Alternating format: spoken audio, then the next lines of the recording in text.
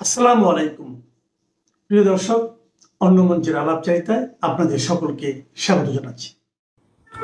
নমস্কার, আমি তরুণ ঘোষ। আজ বহু প্রতীক্ষিত সেই ভারত এবং বাংলাদেশের মধ্যে বিজিবি এবং আমাদের বিএসএফ তাদের মধ্যে বৈঠকটা শুরু হচ্ছে। আজকে 8 তারিখ, চলবে 11 তারিখ পর্যন্ত। আমাদের কাগজে যা বেরিয়েছে, বিএসএফ বিজিবি বৈঠকে উঠবে পুশিন। তা আমি কিছু গুরুত্বপূর্ণ অংশ আপনাদের পড়ে শোনাই। বাংলাদেশ সূত্রের খবর, ভারত থেকে পুশিন ঠেকাতে বাংলাদেশের 26 জেলা সীমান্তে বিপুল সংখ্যক বিজিবি মোতায়েন করা হয়েছে। সীমান্তের বিভিন্ন জায়গায় স্থানীয় লোকজন সহযোগিতা করছেন বলে খবর। বিজিবি সূত্রের বক্তব্য, ভারতের 5 রাজ্যের সঙ্গে বিভিন্ন বিন্দুতে 4156 কিলোমিটার সীমান্তে টহল ও গোয়েন্দা নজরদারি করতে বিজিবি জওয়ানদের সংখ্যা বাড়ানো হয়েছে।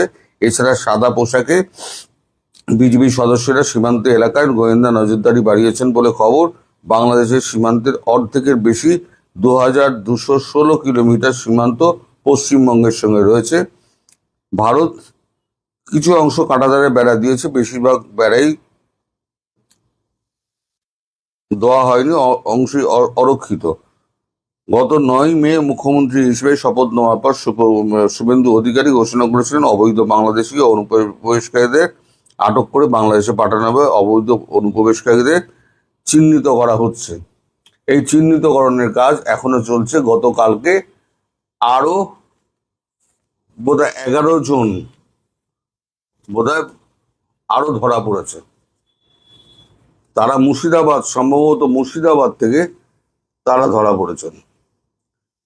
তো যাই হোক, এখন এই যে বৈঠকটা শুরু হবে, এই বৈঠকটা কিন্তু এই চাপান্নতর চলবে। ভারত কিন্তু ওই যাই হোক না কেন, ভারত কিন্তু আপনার পুশিনটা চালাবে। মানে আপনারা যেটাকে পুশব্যাক বলছেন, আমরা বলছি পুশিন, ভারতের ঢুকিয়ে দাও, সেটা চলবে। এখনো পর্যন্ত আমাদের যে সমস্ত ক্যাম্পগুলো রয়েছে, সেই সমস্ত ক্যাম্পে প্রায় 1000-এর বেশি, বিভিন্ন সীমান্ত অঞ্চলে 1000-এর বেশি মানুষ রয়েছেন। তাদের খাওয়া দাওয়া বা ওষুধপত্র, চিকিৎসা কোনো অসুবিধা হচ্ছে না, তারা সবকিছুই পাচ্ছেন। আর তাদেরকে যত্ন করেই রাখা হয়েছে। কিন্তু সময় যেরকম হচ্ছে, সেরকম আস্তে আস্তে ছোট ছোট দল করে রাত্রিবেলাতে বিভিন্ন গেট দিয়ে গাড়ি করে নিয়ে গিয়ে তাদেরকে গেট খুলে ওপারে ঢুকিয়ে দেওয়া হচ্ছে। এবার ওপারের কিছু করুণ ভিডিও চোখে পড়ল।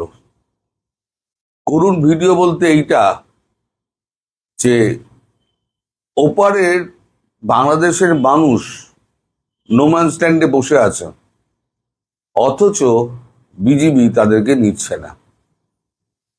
তারা বলছে, আমরা বাংলাদেশের অমুক গ্রামে আমাদের বাড়ি, আপনারা খোঁজ নিন, আমাদের আত্মীয় স্বজন ওখানে রয়েছে, আমার বাড়ির লোকেরা ওখানে রয়েছে, কাজের জন্য আমরা এখানে এসেছিলাম। বিজিবি তাদেরকে নিচ্ছে না এবং তাদের দিকে বন্দুকের তাক করে রয়েছে। সেখানে মহিলা থেকে বাচ্চা পর্যন্ত সবাই রয়েছে।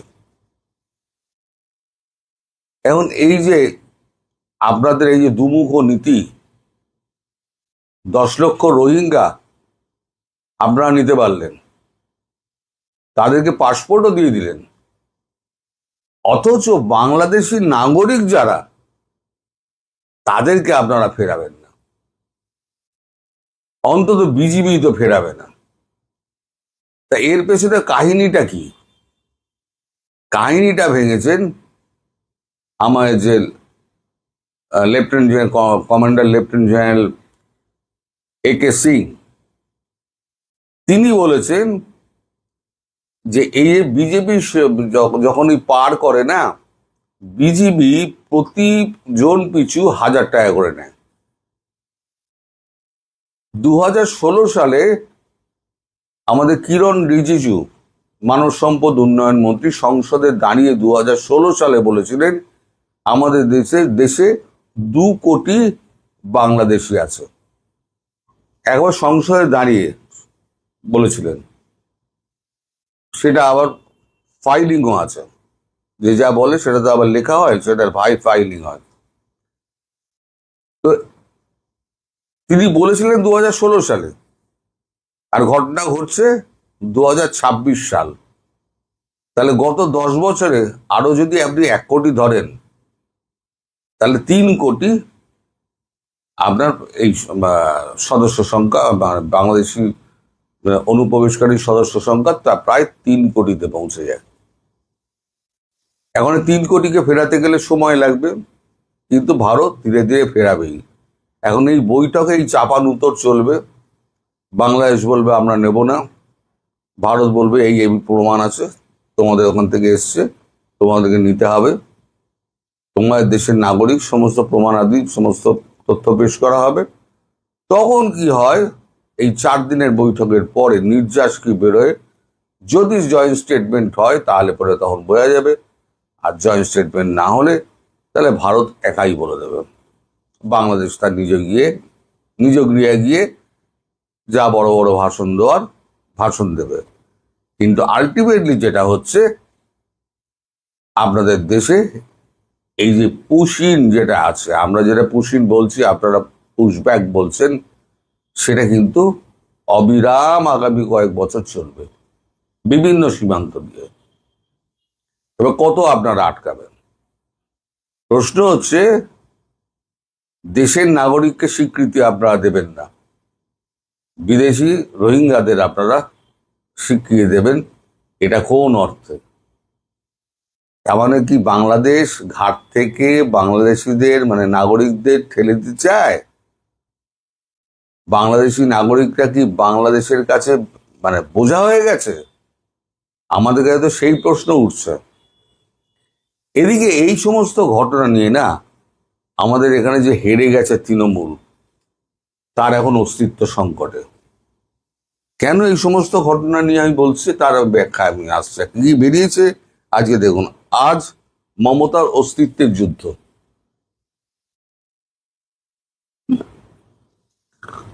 মমতা ব্যানার্জি গেছেন দিল্লিতে, INDI এর বৈঠকে উনি ডেকেছেন, সেখানে কংগ্রেস আসছে, সেখানে আরো 2-1টা দল টল আসছে, কিন্তু সমাজবাদী পার্টি থেকে আরম্ভ করে আপনার তামিলনাড়ু, তারপর কেরল, এরা সমস্ত আসছে না।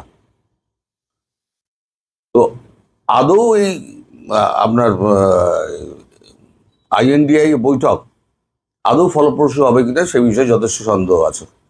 কারণ কংগ্রেস যখন উনি ক্ষমতায় থাকেন তখন উনি কাউকেই পাত্তা দেন না। এই কংগ্রেসের রাহুল গান্ধী যখন কলকাতায় এসেছিলেন, যখন সভা করতে চেয়েছিলেন, তখন কিন্তু মমতা ব্যানার্জি তার সভা করার অনুমতি দেননি। আজকে প্যাচে পড়েছেন বলে আজকে উনি গিয়ে রাহুলের সাহায্য চাইছেন, ইন্ডি জোটে আপনি আসুন। সকাল বিকেল ফোন করে করে করে করে গতকাল প্রাক্তন মুখ্যমন্ত্রী মমতা বন্দ্যোপাধ্যায় দিল্লি পৌঁছেছেন, এবং পৌঁছানোর সঙ্গে সঙ্গে অরবিন্দ কেজরিওয়াল তার বাড়িতে এসে তাকে একটা ফুলের তোড়া দিয়ে অভিনন্দন জানান। অরবিন্দ কেজরিওয়াল, সেও হেরো পার্টি, দিল্লিতে সে হেরেছে, আর মমতা ব্যানার্জিও দিল্লিতে হেরেছে। সব থেকে গুরুত্বপূর্ণ ব্যাপার যেটা হলো, সেটা হচ্ছে এই যে আমাদের 80 জন বিধায়ক এখানে জিতলেন, এই 80 জন বিধায়কের মধ্যে প্রথম ডাকে 20 জন উপস্থিত হয়েছিলেন, বৈঠক যখন ডেকেছিলেন। দ্বিতীয় বৈঠকে 8 জন উপস্থিত হয়েছিলেন। আপাতত 60 জন মানে বিরোধিতা করে তারা আলাদা তৃণমূল করে আলাদা ব্লক করে নিয়েছে। সেটা হচ্ছে বিদ্রোহী ব্লক বলা যায়। এই বিদ্রোহী ব্লকে শুনছি আরো নাকি যোগ দেবে। তাহলে আলটিমেটলি যেটা গিয়ে দাঁড়াবে সেটা হচ্ছে, তার পশ্চিমবঙ্গে তার আম গেছে, আর সংসদে যে 28টা আসন রয়েছে, সে 28টা আসন সেখানেও অনেকে হারের মুখ দেখতে হয়, মানে সংখ্যা ধরে রাখার জোরটা উনি দেখাতে পারবেন না। আর 28টা আসনের মধ্যে 18 জনই নাকি বিপক্ষে চলে গিয়েছে। তার কারণ একটাই, একটা নয় দুটো। এক হচ্ছে এই বাংলাদেশ ইস্যুতে মমতার এই দ্বার খুলে দাও, এসো এসো এসো, আলো বাতাস এসো, এই নীতি। আর দুই হচ্ছে এই হাদি হত্যার প্রসঙ্গ। এই হাদি হত্যার প্রসঙ্গ নিয়ে যে মামলাটি রিঙ্কি চ্যাটার্জি সিং হাইকোর্টে করেছেন, সেই মামলার সঙ্গে প্রথমে তো একটা মামলা জুড়েছিল, গত 3 দিনে আরো 3-4টে মামলা হয়েছে। সেই মালদা থেকে আর কি এ পর্যন্ত দক্ষিণ 24 পরগনা পর্যন্ত 4টি থানায় 4টি মামলা হয়েছে। তাহলে 4 আর 1 5, আর রিঙ্কি চৌধুরী সিং তার নিজস্ব করা মামলা, তাহলে 5 আর 1 6, যোগ হলো 6টা মামলা। এই মামলা কিন্তু প্রত্যেক কটাই দেশদ্রোহী চার্জে দেওয়া আছে। এখন এই যে যারা থাকতে চাইছে না, তাদের বক্তব্য হচ্ছে আমরা পার্টিটা করতাম, কিন্তু দেশদ্রোহী তকমা আমরা গায়ে নেবো কেন? দেশদ্রোহী তকমা আমরা গায়ে নিতে পারবো না। আমাদের কাজ হচ্ছে ভারতবর্ষের মধ্যে রাজনীতি করা, ভারতবর্ষের উন্নয়ন হোক অনুন্নয়ন হোক তা দেখা। আমরা এখন বিপক্ষ দলে আছি, আমরা বিপক্ষ দলের যে আমরা রীতিনীতি আছে, বিরোধিতা করার যে সরকারের সমালোচনা করা, তা আমরা তা করব, কিন্তু আমরা কোনো মতেই দেশদ্রোহী সঙ্গে তকমার সঙ্গে আমরা ছাপ আমরা নিতে পারবো না। এই ইস্যুটা এখন বড় ইস্যু হয়ে গেছে। এখন মমতা ব্যানার্জি আজকে দিল্লিতে বসে সমস্ত সাংসদদের ডেকেছেন। কতজন সাংসদ উপস্থিত হবেন এই দেশদ্রোহী তকমা গায়ে লাগানোর জন্য, সেটা নিয়েও বড় প্রশ্ন।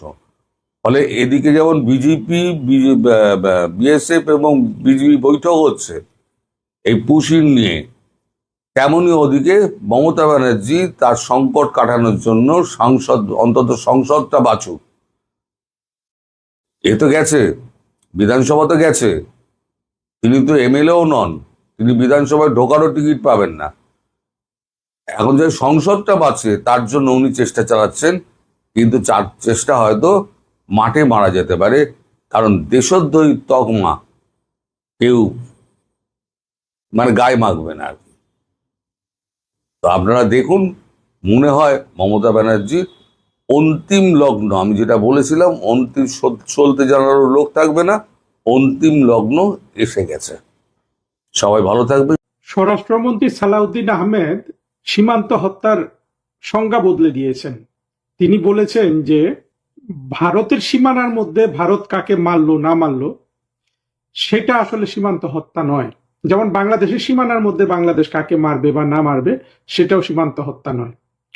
স্বরাষ্ট্রমন্ত্রী ঠিক এই কথাটা বলেন নাই, কিন্তু তার কথার অর্থ কিন্তু ক্লিয়ার। কথাটার অর্থ হলো এটা যে জিরো লাইনে যদি কাউকে না মারে, যদি কাউকে মারে ভারত তার অভ্যন্তরীণ সীমানার মধ্যে, তাহলে সেটা সীমান্ত হত্যা নয়।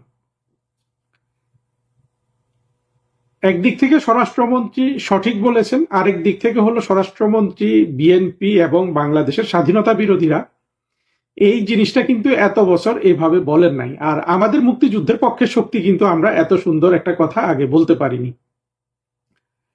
এই লেকচারে আমি দেখব কিভাবে আপনার এই বাংলাদেশের স্বাধীনতা বিরোধীরা বিভিন্ন বয়ান দিয়ে ভারত ঘৃণা, হিন্দু ঘৃণা জারি রেখেছে, এবং বর্তমানে যে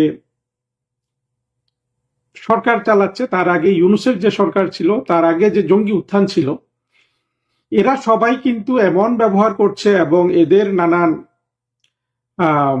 কথাবার্তা এবং এদের আচার আচরণ সবকিছু বাংলাদেশের মানুষকে যে যুগের পর যুগ বোকা বানানো হয়েছে, সেটা বাংলাদেশের মানুষের বোঝার একটা সুযোগ তৈরি হয়েছে। দেখুন, স্বরাষ্ট্রমন্ত্রীর এই বক্তৃতাটাকে আমি ভারতের আধিপত্য মেনে নেয়া এইভাবেও কিন্তু ব্যাখ্যা করতে পারি। বিষয়টা হলো জঙ্গিরা বাংলাদেশের স্বাধীনতা বিরোধীদের মধ্যে হলো যে সবচেয়ে বেশি বিখ্যাত এবং বেশি প্রভাবশালী হলো মৌলবাদী শ্রেণী এবং বিএনপি। তারা কিন্তু সব সময় ভারতের বিরুদ্ধে, হিন্দুদের বিরুদ্ধে ক্ষোভ ঘৃণা ঝেড়ে যেটা আমাদের বারবার বলতে হবে যে যার মূল সূত্র, যার মূল বা রুট কজ ছিল 1971 সালে পাকিস্তানপন্থীদের পরাজয় এবং সেখানে ভারতের সহযোগিতা, এবং আরো রুটে যদি আমরা যাই, এই মূল সমস্যাটা এসে কিন্তু ভারতের যে দুটা রাষ্ট্র হয়েছিল, একটা মুসলমানদের জন্য একটা হিন্দুদের জন্য, এই দেশভাগ থেকে কিন্তু আমাদের মূল সমস্যাটা, যেটা থেকে আমরা কিন্তু এখন পর্যন্ত উত্তরণ ঘটাতে পারিনি। ফলে আমরা 1972 সালে বা 71-এ মুক্তিযুদ্ধের মাধ্যমে স্বাধীন রাষ্ট্র পেলেও আমরা কিন্তু রাষ্ট্রটাকে একচ্ছত্র বাংলাদেশের মুক্তিযুদ্ধের পক্ষে সাজাতে পারিনি, কারণ সমাজে রয়ে গিয়েছিল সেই পাকিস্তানপন্থী পরাজিত শত্রুরা, যাদেরকে বঙ্গবন্ধু খুব ক্ষমা করে দিয়েছিলেন, এবং তারা যারা বঙ্গবন্ধুকে খুন করেছিল, যাদেরকে শেখ হাসিনা সমাজে আত্মীকরণ করতে চেয়েছিলেন, যারা প্রধানমন্ত্রী শেখ হাসিনার বিরুদ্ধে জঙ্গি উত্থান ঘটিয়েছে।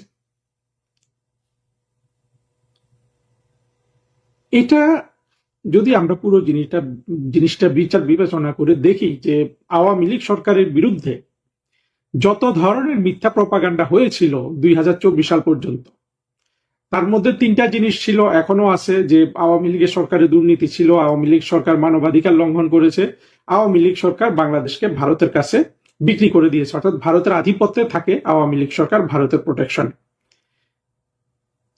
আজকে যদি আমরা পেছনের দিকে তাকাই, আমরা দেখব যে এই যে গুম খুনের অভিযোগ এবং দুর্নীতির অভিযোগ, এটা আসলে কোনো তেমন গুরুত্বপূর্ণ ছিল না। ভারতের বিরুদ্ধে যে অভিযোগ এবং ভারত ঘৃণা, হিন্দু ঘৃণা, ওইটার সাথে আসলে এই দুটা মোমেন্টাম পেয়েছে। কিন্তু আমরা যদি সত্যিকারের তথ্য উপাত্ত নিয়ে বিশ্লেষণ করি, আমি অনেকবার বলেছি যে মানবাধিকার লঙ্ঘনে এবং অর্থনৈতিক দুর্নীতিতে আওয়ামী লীগ কিন্তু এখন প্রমাণিত হয়ে গেছে আমাদের সবার কাছে। শেখ হাসিনা সরকার ছিল, বিএনপি সরকার বলুন, বিএনপি সরকার আমরা 2001 থেকে 6 সালে দেখেছি, বিএনপি সরকারকে আমরা 1991 থেকে 96 সালে দেখেছি।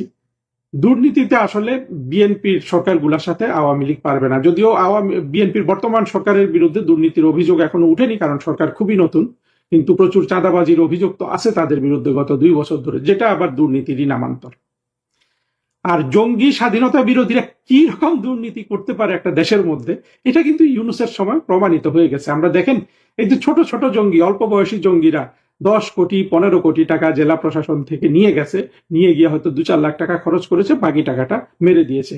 বাংলাদেশে আগে কখনো কিন্তু 25 থেকে 35 বছর বয়সের মানুষ এত বেশি টাকা আত্মসাৎ করতে পারে নাই।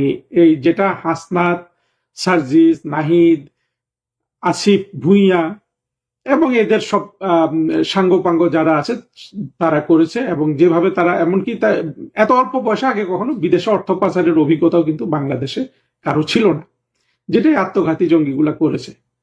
ফলে আপনি যদি তথ্য উপাত্তের বেসিসে যান, আপনি দেখবেন যে দুর্নীতি করার ক্ষেত্রে শেখ হাসিনা সরকার ছিল অত্যন্ত দুর্বল, এবং মানবাধিকার লঙ্ঘনের ক্ষেত্রে শেখ হাসিনা সরকার ছিল অত্যন্ত দুর্বল। অর্থাৎ শেখ হাসিনা সরকার ছিল সবচেয়ে কম দুর্নীতিবাজ সরকার বাংলাদেশের ইতিহাসে, শেখ হাসিনা সরকার ছিল সবচেয়ে বেশি মানবাধিকার রক্ষাকারী সরকার, এবং বেশি মানবাধিকার রক্ষাকারী সরকার হওয়াতে কিন্তু আওয়ামী লীগ একেবারে 72 সাল থেকে 2024 সাল পর্যন্ত সমাজের যে স্বাধীনতা বিরোধী মৌলবাদী শক্তি আছে, যেটা মূলত বাংলাদেশের প্রধান সমস্যা, এটাকে কিন্তু সমাধান করতে পারেনি। উল্টো স্বাধীনতা বিরোধীরা কিন্তু আওয়ামী লীগকে 2 বার ক্ষমতাচ্যুত করল, এবং প্রত্যেকবার কিন্তু তাদের মূল এজেন্ডা এবং মানুষের মগজ ধোলাই করা, মানুষকে বোঝানো মূল কিন্তু শক্তি ছিল যে ভারতের কাছে বাংলাদেশকে বিক্রি করে দিয়েছে। এইখান থেকে যদি আপনি দেখেন, তাহলে কিন্তু স্বরাষ্ট্রমন্ত্রীর যে বক্তব্য, এটাকে আপনি ভারতের কাছে আধিপত্য মেনে নেওয়া হিসাবে দেখতে পারেন, কিন্তু আসলে ওই জায়গায় আমি যাব না, যেহেতু সত্যটা উঠে এসছে সেটার উপর থাকাই আমাদের ভালো। অবশ্য বিএনপি সরকারের আমরা অনেক স্মার্ট চাতুর্যের কাজ দেখেছি। একটা ছিল যে তারা জ্বালানি তেলের কৃত্রিম সংকট তৈরি করে তারা কিন্তু জ্বালানি তেলের দাম বাড়িয়ে দিল, ফলে সরকারের কিছু আর্থিক যোগান হয়েছে সরকার ক্ষমতা গ্রহণের পর থেকে। একের পর আমরা কিন্তু বিএনপি সরকারের এই ধরনের স্মার্ট বক্তৃতা বিবৃতি দেখছি, কিন্তু এগুলা যে মানুষ সব বোঝে না তা না, কিন্তু আসলে বাংলাদেশের মানুষও তো লজ্জা পাচ্ছে এখন, যখন দেখছে যে স্বরাষ্ট্রমন্ত্রী সীমান্ত হত্যার যে বক্তব্য দিয়েছেন, সেটার ক্ষেত্রে যে ফেলানির যে কেসটা, যেটা অবশ্যই অমানবিক, কিন্তু এটা তো ভারত সীমান্তের মধ্যে, তাদের সীমানায় তারা কাঁটা তার দেয়, সে কাঁটা তারে ফেলানিকে ঝুলতে দেখা গেছে। ফলে সালাউদ্দিন সাহেবের এই বক্তব্য অনুযায়ী বা উনি যে নতুন সংজ্ঞা দিয়েছেন সেই অনুযায়ী কিন্তু ফেলানির ব্যাপারে কিন্তু যেই ধরনের বাংলাদেশে গোলযোগ হয়েছে, এটা নিয়ে যেভাবে জনমতকে প্রভাবিত করা হয়েছে, ভারত ঘৃণা হিন্দু ঘৃণা ছড়িয়ে দেওয়া হয়েছে, সবগুলা কিন্তু ছিল ভিত্তিহীন, আমরা যদি সালাউদ্দিন সাহেবের কথাকে মেনে নেই। কিন্তু আমি মনে করি সালাউদ্দিন সাহেবের কথাটাকে মেনে নেওয়াই ভালো, এই জন্য যে বিএনপি, এই জামাত বা এনসিপি এদের সামনে কিন্তু টিকবে না। বর্তমানে আমরা একটা আত্মঘাতী জঙ্গি নাসিরুদ্দিনকে যেভাবে বিভিন্ন জায়গায় যেতে দেখছি, এটাও কিন্তু বিএনপির জন্য একটা অশনি সংকেত হয়ে যাচ্ছে। অর্থাৎ 24-এর জঙ্গি কোয়ালিশন নিজেদের মধ্যে বিভিন্ন ধরনের আত্মকলহ কোন দলে যে যুক্ত হবে সেটা হলো এটার একটা প্রমাণ। অনেকে বলেন যে এরা যেহেতু একই সাথে, অর্থাৎ 24-এর জঙ্গি কোয়ালিশন, এরা নিজেরা ক্ষমতা ভাগাভাগি করে থাকবে। তবে সেটা সাধারণত দেখা যায় না, কারণ বাংলাদেশের রাষ্ট্র ক্ষমতা হাতে পেলে মানুষের হাতে অর্থ রোজগারের এমন অফুরন্ত সুযোগ আসে, সেই সুযোগ কিন্তু এখন এই যারা বর্তমানে যেই সংসদ আছে, এই সংসদের যারা বিরোধী দল, তারা তো কাছ থেকে দেখছে যে দেশের অর্থ রোজগারের সব সুযোগ সুবিধা চলে গেছে বিএনপির হাতে, ওরা তো এটা সহ্য করবে না। ফলে বিএনপিকে যে তারা খুব ইজি পাস দিবে সেটা নয়, কিন্তু বিএনপি যে জিনিসগুলা নিজেদের সংশোধন করছে, এটা তো বিএনপির জন্য একটা সংশোধনমূলক বক্তব্য ছিল এই সালাউদ্দিন সাহেবের বক্তব্য।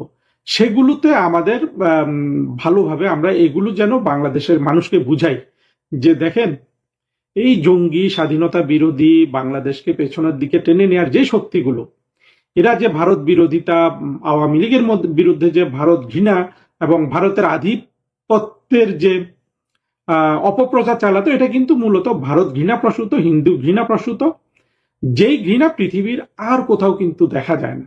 আমরা 24-এর জঙ্গিদের এখন দেখি মার্কিন যুক্তরাষ্ট্রের অধীনে ওরা চলে যেতে চায়, যাতে তারা ভারতকে একটা শিক্ষা দিতে পারে, কারণ ভারত 1971 সালে বাংলাদেশ স্বাধীন করে দিয়েছিল। এর বাইরে কিন্তু কোনো কারণ আপনি খুঁজে পাবেন না।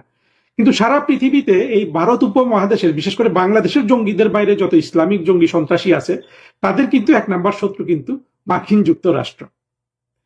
আবার আপনি যদি আরেকটু গভীরে গিয়ে দেখেন, এই যে বাংলাদেশের যে শ্রেণীটা মূলত মৌলবাদী স্বাধীনতা বিরোধী শক্তি, এদের কিন্তু মার্কিন যুক্তরাষ্ট্র বন্ধু না, চীনও বন্ধু না, ভারতও বন্ধু না, রাশিয়াও বন্ধু না, পৃথিবীতে এদের কোথাও কোনো বন্ধু নাই, সৌদি আরবও এদের বন্ধু না। কিন্তু এরা 71-এর পরাজয়ের প্রতিশোধ গ্রহণের জন্য যেই ভারত ঘৃণা বাংলাদেশে ছড়িয়েছে, ভারত ঘৃণা এরা সকাল বিকাল সন্ধ্যা এটাকে পুঁজি করে এরা এদের রাজনৈতিক সক্ষমতা বাংলাদেশে দেখায়, সেটা কিন্তু পৃথিবীর আর কোথাও কোনো জঙ্গিরা করে না। পৃথিবীর অন্যান্য দেশের মুসলিম জঙ্গিরা কিন্তু সব কিন্তু আমেরিকার বিরুদ্ধেই লেগে আছে।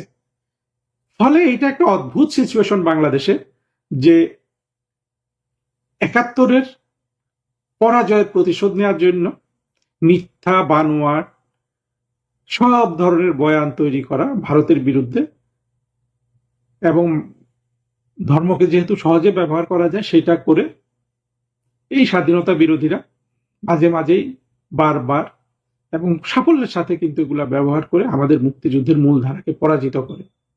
সেই জায়গায় সালাউদ্দিন সাহেব যেই বক্তব্য দিয়েছেন, এতে আমি নিশ্চিত বাংলাদেশের অনেক মানুষ অবশ্যই তারা যদি একটু বিবেচনা করে দেখেন, তারা যে কারণে আওয়ামী লীগের বিরোধিতা করেছে বা জঙ্গিদের সাথে গেছে তার জন্য লজ্জা পাবেন।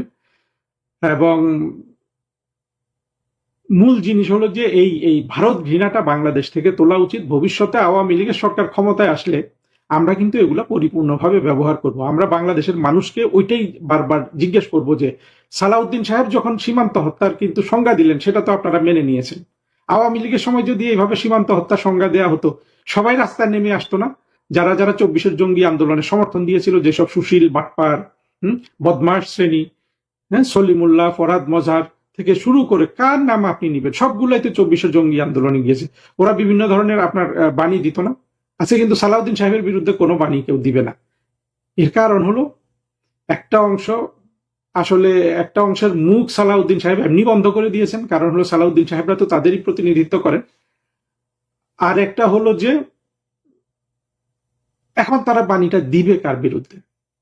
অবশ্য বিএনপির বিরুদ্ধে দিবে। পিনাকিরা এখনো সালাউদ্দিন সাহেবকে তো ওনারা পিনাকি, যারা যারা জামাতের সমর্থক আছে এরা তো শিলং সালাউদ্দিনই বলে। বিএনপিকে এখন তারা হ্যাঁ, ভারতের কাছে বিক্রি হয়ে গেছে এটা বলার চেষ্টা করবে, কিন্তু সাধারণ মানুষ, মগজ ধোলাইকৃত মানুষ বিএনপির বিরুদ্ধে কিন্তু এটা ভালোভাবে নিবে না। ফলে বিএনপি এখন একটা ওয়াক ওভার পাচ্ছে বিভিন্ন জায়গায়, যেটা বিএনপির জন্য এই সময়টা রাষ্ট্রটা শাসন করতে সুবিধাজনক হচ্ছে। কিন্তু বিএনপি যেহেতু কোনো ধরনের রাজনৈতিক সমঝোতায় বিশ্বাস করছে না, আসছে না, ফলে এই ধরনের ছোট ছোট কৌশল দিয়ে বিএনপি কিন্তু বেশি দিন টিকে থাকতে পারবে না। আমার কেন জানি মনে হচ্ছে 24-এর জঙ্গিরা এই মুহূর্তে চাচ্ছে বিএনপিকে ক্ষমতাচ্যুত করতে। ওরা আসলে একবার রাষ্ট্র শাসনের স্বাদটা পেতে চায় সরাসরি। ওই যে 24-এর মানে ইউনূসের সময় যেটুক স্বাদ পেয়েছে সেটা তাদের জন্য তাদের স্বাদ পূরণ করেনি, কিন্তু সেই সুযোগ আসলে জঙ্গিরা পাবে না। বাংলাদেশ যেইভাবে ভূরাজনৈতিক ভাবে যেই আষ্টে পৃষ্ঠে বাংলাদেশের স্বাধীনতা সার্বভৌমত্ব মার্কিন যুক্তরাষ্ট্রের হাতে বাধা পড়ে আছে, এবং মার্কিন যুক্তরাষ্ট্র যেহেতু বাংলাদেশের প্রতি কোনো সহানুভূতির দৃষ্টিতে এগিয়ে আসেনি, যেটা বাণিজ্য চুক্তি করার মধ্য দিয়ে আমরা দেখতে পেলাম, এই একটা কঠিন অবস্থা থেকে বিএনপির উত্তরণের কোনো পথ নাই। এই উত্তরণ একমাত্র আওয়ামী লীগ করতে পারে, বাংলাদেশের মূলধারা করতে পারে। তবে ভবিষ্যতে এই যে ভারত ঘৃণা, হিন্দু ঘৃণা, এগুলোকে এক তুড়ি মেরে সালাউদ্দিন সাহেবরা যেভাবে উড়িয়ে দিচ্ছে, এবং তাতে আমরা যেই এক্সপিরিয়েন্স পাচ্ছি, আমরা যেই বুদ্ধি পাচ্ছি, এগুলা কিন্তু আমরা মুক্তিযুদ্ধের সরকার পুনঃপ্রতিষ্ঠিত হওয়ার পর আমরা কিন্তু 100% আমরা এগুলোকে ব্যবহার করব। এবং আর যারা এই ধরনের ভারত ঘৃণা, হিন্দু ঘৃণার নামে যারা এখন বিএনপির সময় কোনো কথা বলছে না, তারা যখন আওয়ামী লীগের সময় আবার নতুন এসব বয়ান নিয়ে হাজির হবে, তাদের প্রতি আমরা কিন্তু অত্যন্ত কঠোর হব, একেবারে কঠোর থেকে কঠোরতম হব এতে করে, এবং এই কঠোরতার মধ্য দিয়ে আমরা নতুন বাংলাদেশকে গড়ব। বাংলাদেশের চারদিকে সীমান্তে দিনকে দিন উত্তেজনা বাড়ছে। ভারতের সাথে 3 দিকের সীমান্তে পুশির সমস্যা নিয়ে পরিস্থিতি বেশ গুরুতর ও জটিল হয়ে উঠেছে। এতটাই জটিল যে সীমান্তের 26টি জেলায় বাংলাদেশের বর্ডার গার্ড বা বিজিবির 60,000 সদস্য মোতায়েন করা হয়েছে, যার অর্থ হলো বিজিবি ভারত সীমান্তে তার মোট শক্তির 85% নিয়োগ করে ফেলেছে। শুধু বিজিবি নয়, পরিস্থিতি গুরুতর হওয়ায় চাঁপাইনবাবগঞ্জ সীমান্তে আনসার বিজিবিও মোতায়েন করা হয়েছে। 24 ঘন্টা সীমান্ত পাহারা দিতে হচ্ছে সীমান্তরক্ষী বাহিনীকে। এর মধ্যে 8 জুন থেকে দিল্লিতে ভারত ও বাংলাদেশের সীমান্তরক্ষী বাহিনীর দ্বিপক্ষীয় বৈঠক আছে। সূত্রগুলো বলছে সে বৈঠকে দুপক্ষ যে দাবিগুলো তুলে ধরবে সেগুলোর মধ্যে বেশ দূরত্ব আছে, কারণ বাংলাদেশ আলোচনা করতে চায় সীমান্ত হত্যা ও পুশিং নিয়ে।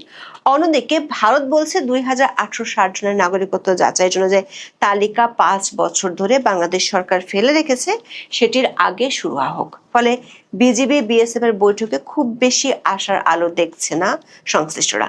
এমন পরিস্থিতির মধ্যে বাকি সীমান্তে মানে বঙ্গোপসাগরের কোল ঘেঁষে মিয়ানমারের জান্তা বাহিনী আর আরাকান আর্মির মধ্যে যুদ্ধের তীব্রতা বাড়ছে। সেটির পারদ আবার বেড়েছে দিল্লিতে মিয়ানমারের নতুন নির্বাচিত প্রেসিডেন্টের প্রথম দ্বিপাক্ষিক সফরের পর।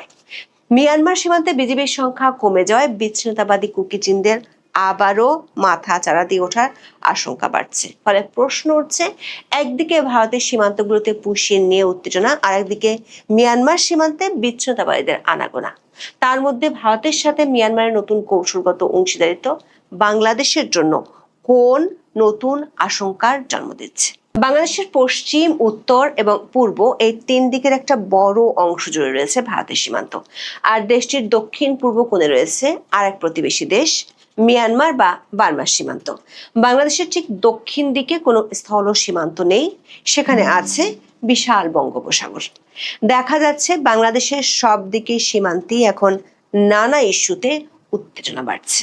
24 আগস্টে বাংলাদেশের ক্ষমতার পট পরিবর্তনের পর থেকে নয়াদিল্লির সাথে ঢাকার সম্পর্কে যে ঐতিহাসিক শীতলতা তৈরি হয়েছে তার সরাসরি বহিঃপ্রকাশ ঘটছে ভারত বাংলাদেশ সীমান্ত জুড়ে। বাংলাদেশ ও ভারতের মধ্যে সীমান্ত আছে 4096 কিলোমিটার। এর মধ্যে অর্ধেকের বেশি অর্থাৎ 2216 কিলোমিটার সীমান্ত আছে দেশটির পশ্চিমবঙ্গ রাজ্যের সঙ্গে। এছাড়া ত্রিপুরার সঙ্গে 856 কিলোমিটার, মেঘালয়ের সঙ্গে 443 কিলোমিটার, মিজোরামের সঙ্গে 318 কিলোমিটার এবং আসামের সঙ্গে 263 কিলোমিটার সীমান্ত আছে। দেশটির কেন্দ্রীয় শাসক দল ভারতীয় জনতা পার্টি বা বিজেপি 1 মাস আগে পশ্চিমবঙ্গের শাসন ক্ষমতায় আসার পর সীমান্তে কাঁটাতারের বেড়া দেয়া এবং বাংলাদেশ থেকে অবৈধ অনুপ্রবেশকারীদের পুশ ইন করার তৎপরতা বেড়েছে। রাজ্য সরকারের দায়িত্ব নিয়ে নতুন মুখ্যমন্ত্রী শুভেন্দু অধিকারী ঘোষণা দেন, অবৈধ বাংলাদেশি ও অনুপ্রবেশকারীদের আটক করে বাংলাদেশে পাঠানো হবে। তাদের আটক করতে হোল্ডিং সেন্টার তৈরির ঘোষণা দেওয়া হয়। ঘোষণা দেন ডিটেক্ট, ডিলিট অ্যান্ড ডিপোর্ট নীতি অনুসরণের। দ্য ইন্ডিয়ান এক্সপ্রেসের প্রতিবেদনে বলা হয়েছে, এ পর্যন্ত পশ্চিমবঙ্গের বিভিন্ন ডিটেনশন সেন্টারে প্রায় 400 অনধিভুক্ত বাংলাদেশি অভিবাসীকে আটক করা হয়েছে। একাধিক গণমাধ্যমের খবরে বলা হচ্ছে, গত কয়েকদিন ধরে বাংলাদেশ ভারতের বেশ কয়েকটি সীমান্তবর্তী এলাকায় ভারতীয় সীমান্তরক্ষী বাহিনী বিএসএফ এর পুশিন তৎপরতা ব্যাপক হারে বেড়েছে। এই পুশিন ঠেকাতে সীমান্তে টহল জোরদার করেছে বর্ডার গার্ড বাংলাদেশ বা বিজিবি। অনেক জায়গায় স্থানীয় লোকজন সহযোগিতা করছেন বিজিবি সদস্যদের। এই পরিস্থিতিতে উত্তেজনা বাড়ছে প্রতিবেশী দুই দেশের সীমান্তে। পরিস্থিতি জটিল থেকে জটিলতর হচ্ছে প্রতিদিনই। বিজিবির এক ঊর্ধ্বতন কর্মকর্তার বরাত দিয়ে বাংলাদেশের দৈনিক আজকের পত্রিকার খবরে বলা হয়েছে, বাংলাদেশ ভারত সীমান্তে যেসব এলাকা দিয়ে অবৈধভাবে পুশিং করার আশঙ্কা রয়েছে এমন প্রায় 70টি স্থান চিহ্নিত করা হয়েছে। এর মধ্যে বর্তমানে যশোরের ইছামতি নদী সংলগ্ন ভারতের জঙ্গল এলাকা, যাদবপুর, রঘুনাথপুর ও বেনাপুর এলাকা পুশিনের জন্য সবচেয়ে ঝুঁকিপূর্ণ। জয়পুরহাটের কয়া ও বাসুদেবপুর, সাতক্ষীরা, নওগাঁ জেলার সীমান্তবর্তী কিছু এলাকা এবং দুর্গম ও জনবসতিহীন সীমান্ত পথের কয়েকটি স্থানেও পুশিনের আশঙ্কা রয়েছে। দর্শক, বাংলাদেশের 64টি জেলার মধ্যে মোট 32টি জেলার সীমান্ত এলাকা অবস্থিত। এর মধ্যে ভারতের সাথে সীমান্ত রয়েছে 30টি জেলার। বাকি 2টি জেলা কক্সবাজার ও বান্দরবান কেবল মিয়ানমারের সাথে যুক্ত, আর রাঙ্গামাটি জেলাটি ভারত ও মিয়ানমার উভয়ের সাথে সীমান্ত ভাগ করছে। ফলে 70টি সীমান্তবর্তী এলাকা যদি পুশিনের জন্য ঝুঁকিপূর্ণ হয়, তাহলে ধরে নিতে হবে ভারত বাংলাদেশ সীমান্তের প্রায় সবটাতেই ঝুঁকি বাড়ছে, আর তাতে বাড়ছে উত্তেজনা। মে মাসের মাঝামাঝি সময় থেকে বাংলাদেশের সাথে ভারতের প্রত্যেকটি সীমান্তে উত্তেজনা বেড়ে চলেছে। প্রতিদিনই বাংলাদেশের সংবাদ মাধ্যমগুলোতে এ নিয়ে খবর প্রকাশিত হচ্ছে। দৈনিক প্রথম আলোর খবরে বলা হয়েছে, 3রা জুন থেকে 6 জুন পর্যন্ত 4 দিনে বিএসএফ এর 21টি পুশিনের ঘটনা সফল হতে দেয়নি বর্ডার গার্ড বাংলাদেশ বা বিজিবি। এসব ঘটনার মাধ্যমে 2 শতাধিক ব্যক্তিকে ঠেলে পাঠানোর চেষ্টা হয়েছিল। বিভিন্ন গণমাধ্যমে গত কয়েকদিনে যেসব তথ্য ছাপা হয়েছে তাতে দেখা যাচ্ছে বাংলাদেশের সীমান্তবর্তী 26 জেলার সবকটে দিয়ে এই পুশিনের চেষ্টা চলছে। বর্ডার গার্ড বাংলাদেশ দাবি করছে, 3রা থেকে 4 জুনে 24 ঘন্টার মধ্যে দেশের বিভিন্ন সীমান্ত পয়েন্ট দিয়ে অন্তত 130 জনকে বাংলাদেশে পুশিনের চেষ্টা করা হয়েছে। বৃহস্পতিবার ভারতের সঙ্গে সীমান্তের 11 পয়েন্ট দিয়ে 129 জনকে পুশিনের চেষ্টা চালায় বিএসএফ। সবচেয়ে উল্লেখযোগ্য ঘটনা ঘটে ঝিনাইদহের মহেশপুর সীমান্তে। বিজিবির দাবি, সেখানে বিএসএফ একটি প্রিজন ভ্যানে করে 30 থেকে 35 জনকে এনে সীমান্তের গেট খুলে বাংলাদেশে পুশিনের চেষ্টা করে। একই ধরনের ঘটনা যশোরের গোগা ও রুদ্রপুর সীমান্ত, জয়পুরহাটের কয়া ও বাসুদেবপুর সীমান্ত এবং চাঁপাইনবাবগঞ্জের বাঙ্কাবাড়ি সীমান্তেও ঘটেছে বলে জানিয়েছে বিজিবি। পরিস্থিতি প্রতিদিনই গুরুতর হওয়ায় সীমান্তে জনবল নিয়োগের ক্ষেত্রে বাংলাদেশ বর্ডার গার্ড তার শক্তির প্রায় পুরোটাই মোতায়েন করে ফেলেছে। 7 জুন দৈনিক প্রথম আলোর খবরে বলা হয়েছে, ভারতের সীমান্তরক্ষী বাহিনী বা বিএসএফ এর পুশিন ঠেকাতে বাংলাদেশের 26 জেলার সীমান্তে 60,000 বিজিবি সদস্য মোতায়েন করা হয়েছে। 4 পালা 24 ঘন্টা তারা সীমান্ত পাহারা দিচ্ছেন। সীমান্তের বিভিন্ন জায়গায় স্থানীয় লোকজনও তাদের সহযোগিতা করছেন। স্বরাষ্ট্র মন্ত্রণালয়ের সূত্রগুলো বলছে, এত বেশি সংখ্যক বিজিবি মোতায়েন সীমান্তে আর কখনো ঘটেনি। বাংলাদেশে বর্তমানে বিজিবির মোট নিয়মিত সদস্য সংখ্যা 70,000 জন। সাধারণ বা স্বাভাবিক শান্তিকালীন সময় এই 70,000 সদস্যের একটি বড় অংশ সরাসরি সীমান্তে থাকে না। তাদের একটি উল্লেখযোগ্য অংশ ঢাকার পিলখানা সদর দপ্তর, 4টি আঞ্চলিক সদর দপ্তর, 16টি সেক্টর কার্যালয়, প্রশিক্ষণ কেন্দ্র, বিভিন্ন হাসপাতাল এবং অন্যান্য দাপ্তরিক ও স্ট্রাইকিং রিজার্ভ ফোর্সের দায়িত্বে নিয়োজিত থাকে। বাকি সদস্যরা সীমান্ত ফাঁড়ি বা বিওপিও গুলোতে পালাক্রমে টহল দেয়। পরিসংখ্যান থেকে বোঝা যায়, এবারের ভারত সীমান্তে পুশিন প্রতিরোধের উদ্দেশ্যে বিজিবি তার নিয়মিত ও প্রশাসনিক কার্যক্রমে প্রায় সবটুকু শক্তি একত্রিত করেছে। পুরো বাহিনীর প্রায় 85% বা 60,000 সদস্যকে সরাসরি 26টি জেলায় 4,487 কিলোমিটার সীমান্ত জুড়ে সার্বক্ষণিক 4টি শিফটে টহল ও কড়া নজরদারি কাজে নামানো হয়েছে। বিজিবির সদস্যরা পুশিন ঠেকাতে সীমান্তবর্তী এলাকাগুলোতে মাইকিং করে যাচ্ছে। আরো একটি গুরুত্বপূর্ণ খবর হলো, শুধু বিজিবি নয়, বিজনেস স্ট্যান্ডার্ডের খবর বলা হয়েছে পুশিন ঠেকাতে চাঁপাইনবাবগঞ্জ সীমান্তে চরম উত্তেজনা বিরাজ করছে। এই অনুপ্রবেশ ঠেকাতে এবং সীমান্ত নিরাপত্তা জোরদার করতে এবার বর্ডার গার্ড বাংলাদেশের সাথে যুক্ত করা হয়েছে বাংলাদেশ আনসার ও গ্রাম প্রতিরক্ষা বাহিনী বা আনসার বিজিবিকে। 6 জন গণমাধ্যমে পাঠানো এক সংবাদ বিজ্ঞপ্তিতে এই তথ্য জানিয়েছেন বাংলাদেশ আনসার ও গ্রাম প্রতিরক্ষা বাহিনীর উপপরিচালক ও গণসংযোগ কর্মকর্তা মোহাম্মদ আশিকুজ্জামান। ভারত বাংলাদেশ সীমান্তে এমন পরিস্থিতিতে 8 থেকে 11 জন 4 দিন ভারতের রাজধানী নয়াদিল্লিতে বিজিবি ও বিএসএফ এর মধ্যে 57তম মহাপরিচালক পর্যায়ের সম্মেলন অনুষ্ঠিত হতে যাচ্ছে। সম্মেলনে অবৈধ পুশিন, সীমান্তে বাংলাদেশি হত্যা ও সীমান্ত ব্যবস্থাপনার বিভিন্ন বিষয় গুরুত্ব পাবে বলে জানিয়েছে বিজিবি। অন্যদিকে ভারতের পক্ষ থেকে ভিন্ন দাবি করা হচ্ছে। ভারত সরকার বলছে গত 5 বছরের বেশি সময় ধরে দেশটি বাংলাদেশের কাছে 2,860 জনের নাগরিকত্ব যাচাই করার অনুরোধ জানিয়ে আসছে। নয়াদিল্লির দাবি, তারা বাংলাদেশের নাগরিক এবং বর্তমানে ভারতে অবস্থান করছেন। নাগরিকত্ব নিশ্চিত হলে তাদের বাংলাদেশে ফেরত পাঠানোর প্রক্রিয়া এগিয়ে নেওয়া হবে।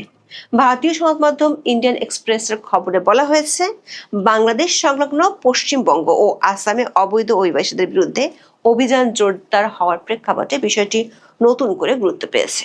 সাম্প্রতিক সপ্তাহগুলোতে শত শত কথিত বাংলাদেশি অভিবাসী যাদের বিরুদ্ধে অবৈধভাবে ভারতে প্রবেশের অভিযোগ রয়েছে, তারা সীমান্ত এলাকায় জড়ো হয়েছেন। ভারতের পররাষ্ট্র মন্ত্রণালয়ের মুখপাত্র রণদীপ জয়সওয়াল শুক্রবার সাপ্তাহিক সংবাদ ব্রিফিংয়ে বলেছেন, ভারতে অবস্থানরত সব বিদেশি নাগরিক, যদি তারা অবৈধভাবে এখানে থাকেন, বাংলাদেশ থেকে আসা ব্যক্তিরাও এর অন্তর্ভুক্ত। তাদের বিষয়ে ব্যবস্থা নেওয়ার জন্য দেশের আইন রয়েছে এবং সেই আইন অনুযায়ী ব্যবস্থা নেওয়া হবে। দর্শক, ভারত বাংলাদেশের 3 দিকে সীমান্তে এমন যুদ্ধ পরিস্থিতির মধ্যে বাংলাদেশের আরেকটি সীমান্তে গত কয়েকদিনে উত্তেজনা বাড়ছে। মিয়ানমারের রাখাইন রাজ্যে সামরিক জান্তা সরকারের শেষ শক্তিশালী ঘাঁটিগুলো লক্ষ্য করে অল আউট বা চূড়ান্ত আক্রমণ শুরু করেছে দেশটির জাতিগত সশস্ত্র গোষ্ঠী আরাকান আর্মি। সশস্ত্র এই গোষ্ঠীটি দাবি করেছে তারা পুরো রাখাইন রাজ্যের নিয়ন্ত্রণ নেওয়ার খুব কাছাকাছি পৌঁছে গেছে। রাজ্যের প্রধান প্রশাসনিক কেন্দ্র ও রাজধানী সিতোয়ে এবং চীনের $100 কোটি মেগা প্রজেক্ট সমৃদ্ধ কৌশলগত অঞ্চল কিয়াকফিউতে অবস্থিত মিয়ানমার নৌবাহিনীর প্রধান পশ্চিমাঞ্চলীয় ঘাঁটিগুলোকে চারদিক থেকে অবরুদ্ধ করে ফেলেছে আরাকান আর্মির যোদ্ধারা।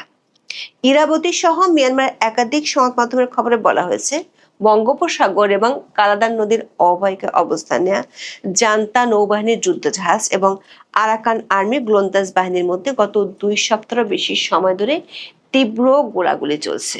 সিতোয় দক্ষিণ পূর্বে এবং পুন্নাগুন টাউনশিপের সীমান্তের কাছে অবস্থিত গুরুত্বপূর্ণ শৈমিনকান নৌ সহায়তা ঘাঁটি এবং সিতোর আঞ্চলিক অপারেশন কমান্ডের ঠিক উত্তরে অবস্থিত ক্যারমাথাক সামরিক ঘাঁটিতে চারদিক থেকে হামলা জোরদার করেছে আরাকান আর্মি। এমন পরিস্থিতির মধ্যে মিয়ানমারের প্রেসিডেন্ট মিন অং হ্লাইং 5 দিনের সফরে ভারতে গিয়েছিলেন। সেখানে তিনি ভারতের প্রধানমন্ত্রী নরেন্দ্র মোদীর সঙ্গে বৈঠক করেন। সে আলোচনার একটি বড় অংশ জুড়ে ছিল সীমান্ত নিরাপত্তা। বিবিসি ওয়ার্ল্ড সার্ভিস বলছে, মিয়ানমার প্রেসিডেন্টের এই ভারত সফর দক্ষিণ এশিয়ার ভূ রাজনৈতিক হিসেব নিকেশ সম্পূর্ণ বদলে দিয়েছে। মিয়ানমার রেয়ার আর্থ পাওয়ার আশায় মিয়ানমারের সাথে ভারতের এমন সম্পর্কে বেশ সহায় আছে যুক্তরাষ্ট্রের। দর্শক, মিয়ানমার সীমান্তে এমন স্থান আছে যেখানে ভারত, বাংলাদেশ ও মিয়ানমার 3 দেশেরই যৌথ সীমান্ত আছে। মিয়ানমারের স্থানীয় সংবাদ মাধ্যমগুলোর খবরে বলা হচ্ছে, মিয়ানমারের প্রেসিডেন্টের ভারত সফরের শুরু থেকেই বাংলাদেশ সীমান্তবর্তী এলাকায় মিয়ানমারের জান্তা বাহিনীর অভিযান জোরদার হয়েছে। বিশেষ করে কিয়াকফিউ অঞ্চলটি অত্যন্ত সংবেদনশীল, কারণ এখানে রয়েছে চীনের সমর্থনে বাস্তবায়নাধীন গভীর সমুদ্র বন্দর, অপরিশোধিত তেলের পাইপলাইন, গ্যাস পাইপলাইন এবং মেড আইল্যান্ডের জ্বালানি টার্মিনালের মতো একাধিক বৃহৎ অবকাঠামো প্রকল্প। আবার এখানে আছে ভারতের কালাদান প্রকল্প। এই অঞ্চল রক্ষায় আরাকান আর্মির বিরুদ্ধে চীনা বাহিনী কাজ করছে। জান্তা সরকার ব্যাপক হারে প্রতিশোধমূলক বিমান হামলা শুরু করেছে। সাথে কয়েকদিন আগে জান্তা বাহিনী স্থল অভিযানও শুরু করেছে। এই স্থল অভিযান জোরদার হলেই তার ব্যাপক প্রভাব পড়বে বাংলাদেশে। বিশেষ করে আরাকান আর্মি মংডু সহ আশেপাশের এলাকাগুলোর রোহিঙ্গাদের উপর নির্যাতন চালায়। প্রাণ বাঁচাতে রোহিঙ্গারা পাড়ি দেয় বাংলাদেশে। মানে একদিকে পুশিন ঠেকানোর জন্য সর্বশক্তি নিয়োগ করা হচ্ছে, অন্যদিকে জোয়ারের পানির মতো রোহিঙ্গা ঢুকছে। আবার আরাকান আর্মি বাংলাদেশ সীমান্তে পুঁতে রেখেছে মাইন। এর মধ্যে মাইন বিস্ফোরণে বাংলাদেশি মারা যাওয়ার ঘটনাও ঘটেছে। বাংলাদেশের জন্য সবচেয়ে বড় উদ্বেগের বিষয় হলো এই সময় ভারতের সীমান্তে বিজিবিকে পূর্ণ মনোযোগ দিতে হচ্ছে। এই পরিস্থিতিতে বাংলাদেশের পার্বত্য এলাকায় বিচ্ছিন্নতাবাদী গোষ্ঠী কুকি-চিন ন্যাশনাল ফ্রন্ট বা কেএনএফ, যারা আরাকান আর্মির ছত্রছায়ায় আছে, তারা এবার সীমান্ত পার হয়ে এপারে চলে আসার আশঙ্কা বাড়ছে। এই কুকি-চিন মিয়ানমারের চীন রাজ্যের পালেতোয়া এলাকায় আশ্রয় নিচ্ছে এবং সেখান থেকে অস্ত্র সংগ্রহ করছে, যা বাংলাদেশের পাহাড়ি অঞ্চলের অভ্যন্তর নিরাপত্তাকে গুরুতর হুমকির মুখে ফেলেছে। প্রশ্ন হলো, বাংলাদেশের সীমান্তগুলোতে শুধুই কি রাজনৈতিক ও কূটনৈতিক উত্তেজনা বাড়ছে, নাকি বাংলাদেশ তার সীমান্তগুলোতে ক্রমান্বয়ে নিজস্ব নিয়ন্ত্রণ ও লিভারেজ হারাচ্ছে? এই প্রশ্নের উত্তর অত্যন্ত জটিল ও বহুমাত্রিক, তাই সোজা সাপটা কোনো মন্তব্য করা কঠিন। তবে এটা পরিষ্কার, বাংলাদেশের চারপাশে চলমান সীমান্ত উত্তেজনা কেবল স্থানীয় সীমান্ত সংঘর্ষের বিষয় নয়, বরং একটি দক্ষিণ এশিয়ায় পরাশক্তিগুলোর আঞ্চলিক আধিপত্যের মধ্যকার এক দীর্ঘমেয়াদী ছায়াযুদ্ধের অংশ হতে যাচ্ছে। এখন এই পর্যন্ত। এর সাথে জমানাতে আমরা তার সাহস দেখেছি রাজপথে, সাহসের সঙ্গে সঙ্গে তার কৌশল দেখেছি। 111-এর সময় তার সাহস দেখেছি, সাহসের সঙ্গে সঙ্গে তার কৌশল দেখেছি। আবার সেই যে 2008 থেকে 9 মানে একদম 24 পর্যন্ত তার জীবন অন্তত 10টা মানে ট্রায়াঙ্গেল এসছে, বিপদের যাকে বলা হয় ত্রিভুজ আসছে, 3 দিক থেকে তার বিপদ। তিনি ক্ষমতায় থাকতেও যে কোনো সময় তাকে মেরে ফেলা হবে, যে কোনো সময় তাকে মেরে ফেলতে পারে, এই আতঙ্ক তাকে তাড়া করেছে। যেহেতু সে মৃত্যুকে খুব কাছাকাছি বহুবার দেখেছে, বহুবার তার উপর আক্রমণ করা হয়েছে, তার উপর যখন ডাইরেক্ট ব্রাশ ফায়ার করা হয়েছে চট্টগ্রামের শাহজামানাতে 21শে আগস্টের গ্রেনেড হামলাতে, তিনি মৃত্যুকে খুব কাছাকাছি দেখেছেন। তিনি যখন 32 নম্বরে থাকতেন, হুসেন মোহাম্মদ এরশাদ তার যে মানে ওই যে কর্নেল ফারুক, কর্নেল রশিদ, এই যে ফ্রিডম লোকদেরকে দিয়ে ডাইরেক্ট গুলি করিয়েছে সেই 32 নম্বর বাড়িতে, ওয়াল আবার দ্বিতীয়বার ছিদ্র করে দেওয়া হয়েছে। তারপরে কিন্তু তিনি 32 নম্বর ছেড়ে যাননি, তিনি তার মধ্যে করে সেখানে ছিলেন। ফলে মানে আমার কিছু মনে হয় না যে জীবনের এই প্রান্তে এসে সে খুব ভীত সন্ত্রস্ত হবেন, ওখানে আরাম আয়েসে থাকবেন, জাতির সঙ্গে প্রতারণা করবেন, নট লাইক দ্যাট। তিনি যেটা বলেছেন আমি বিশ্বাস করি, এবং তার এই সিরিয়াসনেসটাকে যদি সরকার হেলাফেলা না করে, সরকার যদি সিরিয়াসলি গ্রহণ করে এবং সেইভাবে আইদার তাকে ওয়েলকাম জানাতে হবে অথবা তাকে বাধা দিতে হবে। কিন্তু যদি আপনি কিছুই করলেন না, নাকে তেল দিয়ে ঘুমালেন, এক সকালবেলা এসে আপনি ঘুমিয়ে আছেন, এখন ঘুম থেকে জেগে দেখবেন শেখ হাসিনা আপনার চোখের সামনে, আপনার তো মুহূর্তের মধ্যে কাপড় চোপড় নষ্ট হয়ে যাবে। আসসালামু আলাইকুম দর্শক, আমি আতিক রহমান পূর্ণিয়া আপনাদের স্বাগত জানাচ্ছি পূর্ণিয়ার ইউটিউব চ্যানেল এবং ফেসবুক পেজে। আমাদের এই আলাপচারিতা অনুষ্ঠান খোঁজ খবর আপনার পর্দায় দেখতে পাচ্ছেন। আপনাদের সবার পছন্দের মানুষ, আমার পছন্দের মানুষ, আমার কাছে কথার জাদুঘর গোলাম মাওলা রনি, রাজনীতিবিদ, বিশ্লেষক। রনি ভাই আসসালামু আলাইকুম। রনি ভাই, আপনার কাছে প্রশ্ন তোলাটাও আমার জন্য একটু অন্যরকম অভিজ্ঞতা। যাই হোক, তাও তো শুরু করতে হবে। আমার হেডলাইনই হচ্ছে আজকে মুখোমুখি গোলাম মাওলা রনি, কেমন দেখছেন আজকের বাংলাদেশ? এই যে শেখ হাসিনা পরবর্তী, ডক্টর ইউনূস পরবর্তী আজকের বাংলাদেশ আপনি কেমন দেখছেন? প্রথমত হলো যে যদি আপনি আল্লাহর বান্দা হিসেবে নিজেকে মনে করেন যে আমি আল্লাহর বান্দা, তাহলে আপনাকে ওয়াম্মা বিনিয়ামতে রব্বিকা ফাহাদ্দিস, অর্থাৎ আল্লাহ যে নিয়ামত দিয়েছে সেটা শুকর গুজার করতে হবে। তো আজকের এই সময়টাতে আপনার সাথে কথা বলছি, আল্লাহ বেঁচে রাখছে, বাঁচিয়ে রাখছে, শরীর স্বাস্থ্য ভালো আছে, আলহামদুলিল্লাহ। কিন্তু আপনি যদি আমাকে বাদ দিয়ে আমার বাইরের যে অফিস আছে, আমার স্টাফ আছে, আমার আত্মীয় আছে, সব দেখি, ইনক্লুডিং ইউ, আপনাকে যদি আমি যে এখন এখানে দেখি, আমি সেখানে কোনো আশার আলো দেখতে পাচ্ছি না। আপনার সঙ্গে আমি কথা বলবো, আশেপাশের লোকের সঙ্গে কথা বলবো, কথা বলতে আমার ভয় লাগছে। মনে হচ্ছে যে একরাশ বেদনা, সমস্যা, আশঙ্কা, আতঙ্ক, এবং এই লোকগুলো বোধহয় ভালো নেই। যখন সে বাজারে যাবে, সে যে নির্দিষ্ট আয় করছে, সে আয়ের সমপরিমাণ সে ব্যয় করতে পারছে না, তো পণ্যমূল্য কিনতে পারছে না, রাস্তাঘাট তার জন্য নিরাপদ হচ্ছে না, বিদ্যুতের দাম বেড়ে যাচ্ছে, সীমান্তে গোলাগুলি হচ্ছে। সরকারের মধ্যে যারা কর্তা ব্যক্তি তাদের দিকে তাকালে যে ধরনের একটা আস্থা বিশ্বাস হয় সেটা দেখা যাচ্ছে না। চারিদিকে মব নতুন করে শুরু হয়েছে, আবার ওই যে যে আওয়ামী লীগ চলে গিয়েছিল সে আওয়ামী লীগ আবার ফিরে আসার জন্য হুমকি ধামকি দিচ্ছে। তারপরে কি বলবো, হাজার হাজার সমস্যা। সেই সমস্যাগুলো যদি একত্র করেন তাহলে আপনি 1 ঘন্টা পরে, একদিন পরে, 1 সপ্তাহ পরে, 1 বছর পরে আমাদের যে সরকার যেভাবে চলছে তার উপর যে বিশ্বাস এবং আস্থা রাখবো, এটা সত্যিকার অর্থে একটা মেডিটেশনের ব্যাপার। খুব উচ্চ মাত্রার বা উচ্চ মার্গের যদি মেডিটেশন না থাকে, এই মুহূর্তে বিরাট ব্যাপার। রনি ভাই, আপনিও আওয়ামী লীগ প্রসঙ্গ তুললেন। আওয়ামী লীগ প্রসঙ্গে গেলে বলতে হয় যে গত 1 সপ্তাহে কিছু নতুন ডাইমেনশন দেখা যাচ্ছে। আওয়ামী লীগ হঠাৎ করে মিছিলের পরিমাণ বাড়িয়ে দিয়েছে, বিশেষ করে তাদের ছাত্র সংগঠন যেটা, সেটাকেও বলতে হয় তখন নিষিদ্ধ ঘোষিত ছাত্র সংগঠন ছাত্রলীগ, তাদের প্রচুর মিছিল হচ্ছে। এবং নোয়াখালীতে তাদের মিছিলের লোক সংখ্যা থেকে পুলিশ পিছিয়ে গেছে। সেই নোয়াখালীতে আবার এই আওয়ামী লীগ ছাত্রলীগের হাতে ক্ষমতাসীন দল বিএনপি মার খেলো। কোন দিকে যাচ্ছে এই আওয়ামী লীগ সংক্রান্ত? আদৌ কি নিষেধাজ্ঞা উঠবে, নাকি এটা একটা সংঘাত সংঘর্ষের দিকে যাবে? না, প্রথমত যে কোনো মানুষের ভয় এবং আতঙ্ক একটা নির্দিষ্ট সময় পর্যন্ত কাজ করে, এরপর আর কাজ করে না। আওয়ামী লীগের ভয় পাওয়ার যে বিষয়টি ছিল সেটি হয়তো বড় জোর 6 মাস বা 1 বছর পর্যন্ত কাজ করেছে। এখন আওয়ামী লীগের পতনের প্রায় 2 বছর চলে আসছে। তাদেরকে যে কোনোভাবে আপনাকে এই সমাজে টিকে থাকতে হবে। আপনাকে জামাত হতে হবে। আওয়ামী লীগের লোকজন যদি জামাতে যোগ দেয়, বিএনপিতে যোগ দেয়, সেভাবে থাকতে হবে, অথবা তাদেরকে গলায় দড়ি দিয়ে মরে যেতে হবে, অথবা তাদেরকে আওয়ামী লীগ করে বেঁচে থাকতে হবে। এই সমাজে তো মানুষ হিসেবে আওয়ামী লীগের প্রায় 6 কোটি মানুষ সারা বাংলাদেশ। এই 6 কোটি মানুষকে তো আপনি একসাথে মেরে ফেলতে পারবেন না। তো আবার অন্যদিকে আপনি তাদের যে রাজনৈতিক অধিকার, মানুষ ডাল ভাত খাওয়ার পরে, অর্থাৎ অন্ন বস্ত্র চিকিৎসা, এরপরেই মানুষ যেটা চায় সেটা হলো তার রাজনীতি করার অধিকার চায়, কথা বলার অধিকার চায়, তো মেলামেশার অধিকার চায়।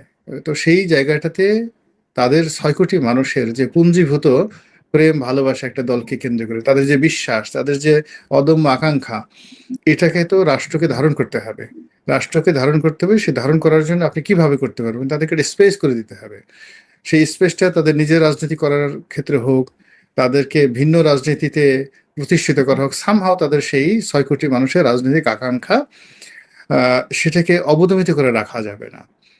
তো দুর্ভাগ্যজনক হলো সত্যি যে ইউনূস সরকার এবং বর্তমান সরকার অনেক কিছু চিন্তা ভাবনা করছেন, ফ্যামিলি কার্ড চিন্তা ভাবনা করছেন, ইউনূস সরকার সংস্কারের কথা চিন্তা করেছেন, কিন্তু 6 কোটি মানুষের যে রাজনৈতিক চিন্তা, এটাও যে একটা জাতীয় সমস্যা। এবং 6 কোটি মানুষ যদি ফু দেয়, এই 6 কোটি মানুষ ফু দিলে যে একটা সাইমুম তৈরি হয়ে যেতে পারে, একটা মরু ঝড় তৈরি হয়ে যেতে পারে, একটা কালবৈশাখী তৈরি হয়ে যেতে পারে, এটা এই কর্তা ব্যক্তি যারা ক্ষমতায় বসে আছেন তারা কখনোই অত সিরিয়াসলি নেননি। ফলে কি হলো, আওয়ামী লীগের লোকজন যারা আছে তাদের না দেয়ালে পিঠ ঠেকে গেছে। তারা চিন্তা করছে আমরা এমনি মার খাচ্ছি, মরে যাচ্ছি, আচ্ছা ঠিক আছে দেখা যাক কি হয়। তো এই জন্য তারা ওই একটা পিঁপড়াকে আপনি যখন আঘাত করবেন, ও মারা যাওয়ার আগে আপনাকে একটা শেষ কামড় দেবে। তো আওয়ামী লীগের যারা লোকজন আছে তারা এই যে বের হয়ে আসছে, এটা তাদের একটা অভিযাত্রা। সেই অভিযাত্রায় তাদেরকে পরাজিত করতে হবে, অথবা তাদের সাথে লড়াই সংগ্রাম করতে হবে, অথবা তাদের কাছে পরাজিত হতে হবে। এই 3টা সমীকরণের বাইরে অন্য কোনো সমীকরণ নাই। It is a matter of survival for the fittest. যারা এখানে যুদ্ধ করে লড়াই করে টিকে থাকতে পারবে, মূলত তারাই টিকবে। এখন কে টিকবে এটা সময় না হলে বলা যাবে না। আওয়ামী লীগের সভাপতি শেখ হাসিনা উনি ফিরে আসার কথা বলছেন। কেউ কেউ বলেন যে এটা নেতা কর্মীদেরকে চাঙা করার কথা, আবার কেউ কেউ বলেন না সত্যি হয়তো ফিরে আসবে। আপনার কাছে কি মনে হয়? না না, আমি তো তাকে মানে নেতাকর্মীকে চাঙ্গা করার জন্য তার এই কথা বলার দরকার নেই। মূলত তাকে যদি যতদিন তিনি বেঁচে আছেন তাকে ফিরে আসতে হবে। মূল ব্যাপার হলো দেখুন, যখন বঙ্গবন্ধু মারা গেলেন তখন তিনি জার্মানিতে ছিলেন। যখন জার্মানিতে ছিলেন সেখানে বেশ ভালোই ছিলেন। আপনি চিন্তা করেন, ইউরোপে গিয়ে মানুষ ভিক্ষা করে, তারপর সে রাস্তাঘাটে ঘুরে, তার তো অন্য কোনো দেশে আসার চেষ্টা করার কথা না। তিনি জার্মানিতে থেকে যেতে পারতেন, ইংল্যান্ডে থেকে যেতে পারতেন, কিন্তু তিনি সেখান থেকে চলে এলেন কোথায়? ভারতে চলে এলেন। আবার সরকারি ভাতা খেতেন। ভারত সরকার তাকে এখন যেভাবে দাম দিচ্ছে হয়তো অতটা দাম দিত না, কিন্তু তার ন্যূনতম স্বাধীনভাবে সুন্দরভাবে চলাফেরা করার জন্য তার যতটুকু প্রয়োজন ততটুকু ভারত সরকার সেই 75 পরবর্তী সময় তাকে দিয়েছে। কিন্তু এ দেশকে তিনি ভালোবেসেছিলেন বা ভালোবাসেন। এদেশে রাজনীতি করার তার একটা অদম্য আকাঙ্ক্ষা ছিল, আওয়ামী লীগের প্রতি তার একটা টান ছিল, প্রতিশোধ গ্রহণ করার ইচ্ছা ছিল, রাষ্ট্র পরিচালনা করার অ্যাম্বিশন ছিল যে আমি রাষ্ট্রপ্রধান হব, প্রধানমন্ত্রী হব বা প্রেসিডেন্ট হবে, এই আকাঙ্ক্ষা তার ছিল। তিনি তার যে রাজনীতি, সেই রাজনীতি তার রক্তের মধ্যে মিশে আছে। ফলে কি হলো, তিনি জিয়াউর রহমান সাহেবের আমলে বাংলাদেশে এলেন এবং এই আশাটা কিন্তু এখন তারেক রহমান সাহেবকে বা ইউনূস সাহেবকে জনগণ যতটা না ভয় পায়, তার চেয়ে 1 কোটি গুণ লোকজন ভয় পেত জিয়াউর রহমানের মার্শাল লকে। এটা আপনারা ওই সময়টাতে জিয়াউর রহমানের যে মার্শাল ল, সেটা কল্পনা করতে পারবেন না। ভয়ে থরথর করে, মিলিটারি দেখলে মানুষ চিত হয়ে পড়ে যেত। তখন শেখ হাসিনা সেই মার্শাল লকে চ্যালেঞ্জ করে, জিয়াউর রহমানকে চ্যালেঞ্জ করে, যে জাসদ বঙ্গবন্ধুর জামানাতে বঙ্গবন্ধুর বিরুদ্ধে সশস্ত্র লড়াই করেছে, সে জাসদ জিয়াউর রহমানের জামানায় ভয় পেয়ে সে মানে পুরো জাসদ নির্মূল হয়ে গেছে। তো জিয়াউর সাথে নেগোসিয়েশন করে জাসদের যারা নেতৃবৃন্দ, কেউ জার্মানি থেকে চিকিৎসা করে নিয়ে আসে, তারা দেখাতে কিন্তু সাহস পাননি। বাদী সামরিক শাসন এবং জিয়াউর রহমানের মতো একজন আয়রন ম্যান, তার মানে জমানাতে তাকে চ্যালেঞ্জ জানিয়ে তার সাথে বিরোধিতা করার জন্য, সে জিয়াউর রহমানের গৃহপালিত বিরোধী দল হওয়ার জন্য বাংলাদেশে আসেননি, এটা প্রমাণিত ইতিহাস দ্বারা। তো সে এসেছে লড়াই করার জন্য, গণতন্ত্র প্রতিষ্ঠা করার জন্য, তার আওয়ামী লীগকে সুসংগঠিত করার জন্য। তো সেই সময় সে আসছে। আচ্ছা, গেল। তো তার যদি সাহস না থাকতো তাহলে তিনি তখন কেন আসলেন? এই জন্য আসলে বিষয়টা বোঝা উচিত। শেখ হাসিনা সম্পর্কে কোনো সিদ্ধান্ত নিতে হলে তাকে, যে আমরা আমাদের দক্ষিণাঞ্চলে একটা জায়গা আছে আগুনমুখা নদী, আপনি এখন বড় বড় রাজনীতিবিদ যাদেরকে খুব সাহসী মনে করেন, তাদেরকে একটা স্পিড বোটে, ছোট একটা স্পিড বোটে আগুনমুখা নদীতে পাঠিয়ে দেন যে তুমি যখন প্রবল স্রোত থাকে আর ঢেউ থাকে, সেই আগুনমুখা নদীর মধ্যে যাও, দেখবেন অনেকে কাপড় চোপড় নষ্ট করে ফেলবে, এত ডেঞ্জারাস সেই জায়গা। সেই শেখ হাসিনা সে আগুনমুখা নদী দিয়ে বহুবার তিনি পাড়ি দিয়েছেন। তার সঙ্গের যারা লোকজন বমি করে, অনেক বহু পুরুষ বমি করে কাপড় চোপড় নষ্ট করে ফেলেছে, কিন্তু শেখ হাসিনা যে জায়গাতে আছেন সর্বোচ্চ শিখরে আছেন। এখানে তাকে তুচ্ছ তাচ্ছিল্য করা বা তার কোন একটা কথাকে কথার কথা নেওয়া, এটা আমি মনে করি যে শুভপ্রসূত হবে না।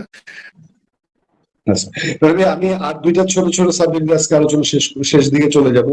একটা হচ্ছে রিসেন্টলি হাদি হত্যা নিয়ে এত রকম কথা, এমনকি ইন্ডিয়া থেকে মমতা ব্যানার্জিও কথা বলছে, বাংলাদেশে হাদির ভাই এক কথা বলে, বোন এক কথা বলে, ইনকেলাব মঞ্চ এক কথা বলে, আবার গণ অধিকার পরিষদের মুখপাত্র বলে যে ইনকেলাব মঞ্চের জাবেরকে জিজ্ঞাসাবাদ করা উচিত। মানে এটা হচ্ছে নাকি? হঠাৎ কেন হাদি নিয়ে এইরকম আলাপ সালাপ? আপনার কি মনে হয়?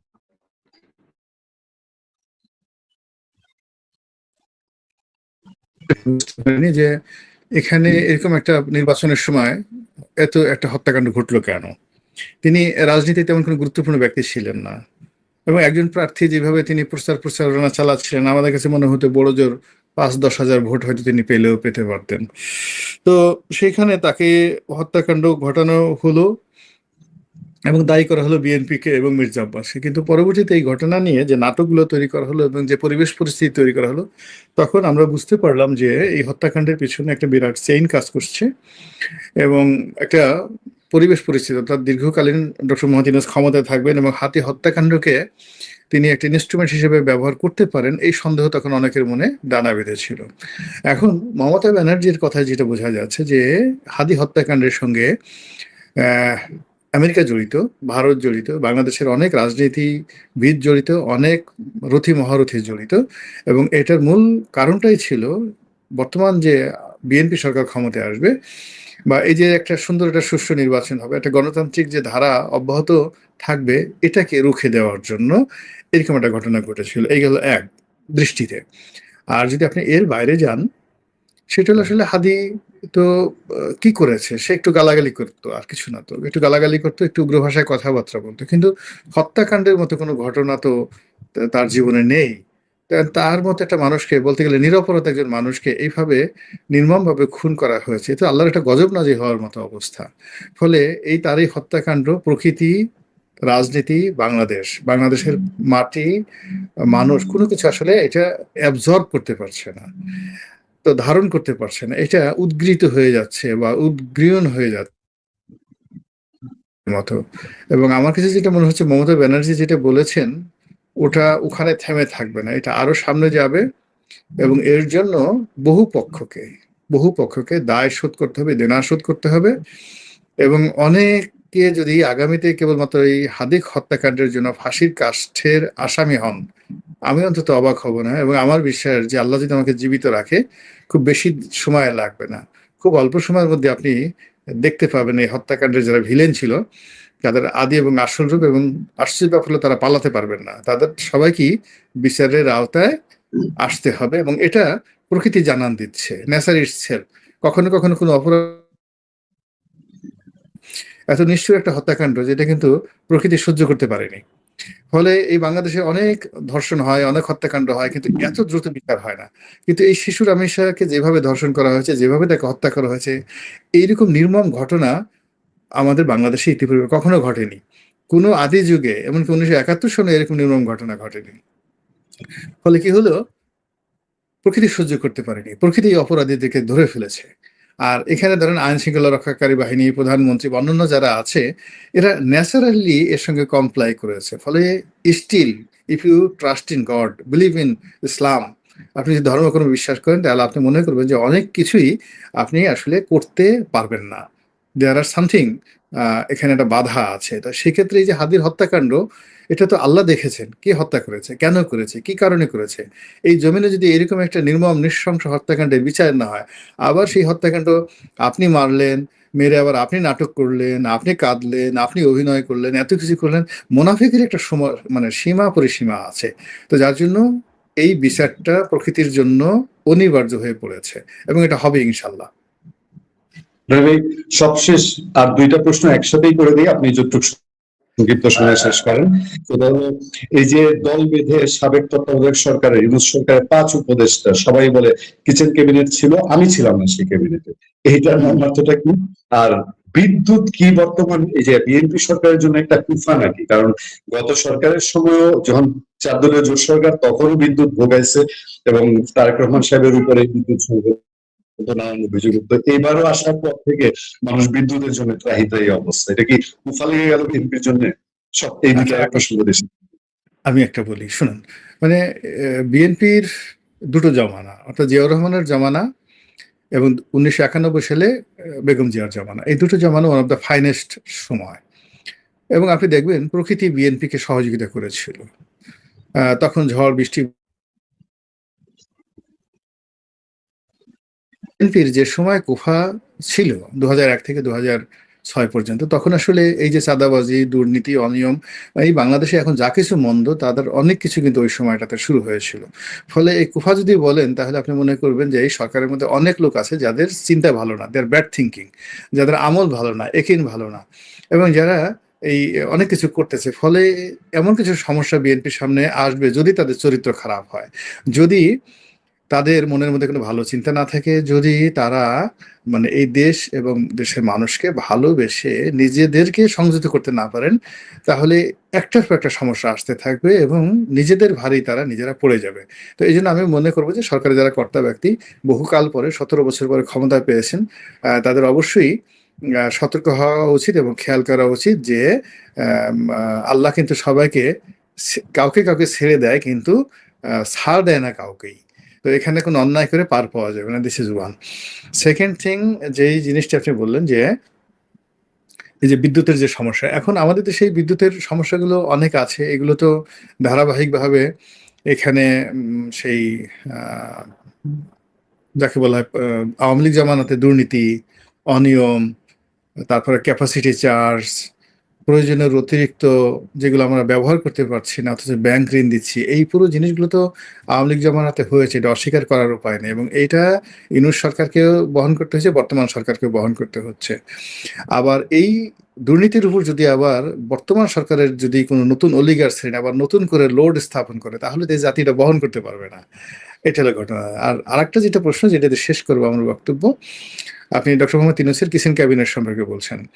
কিচেন ক্যাবিনেট এটা ওনার পাপের ফসল। আসলে উনি মানে একটা যতদিন ক্ষমতায় ছিলেন সবাইকে একটা মোহগ্রস্ত করার চেষ্টা করছেন অভিনয় করে, এবং তিনি এখনো কিন্তু অভিনয় করে যাচ্ছেন। এই এখন ওনার লোকজন বলার চেষ্টা করছে তাকে জাতিসংঘের মহাসচিব করা হবে, তিনি এখন প্যারিসি গিয়ে এটা করছেন, ওটা করছেন, জাপানি গিয়ে এটা করছেন, ওটা করছেন, যত সব ফাজলামো। মানে জাস্ট কি বলা হয় কি, আপনি একটা পুতুলকে বিরাট একটা দুর্গা মূর্তি বানালেন, বা একটা পুতুলকে দেখা গেল বিরাট একটা ফ্র্যাঙ্কেনস্টাইনের দানব বানালেন বা দেবতা বানালেন, ওই রকম।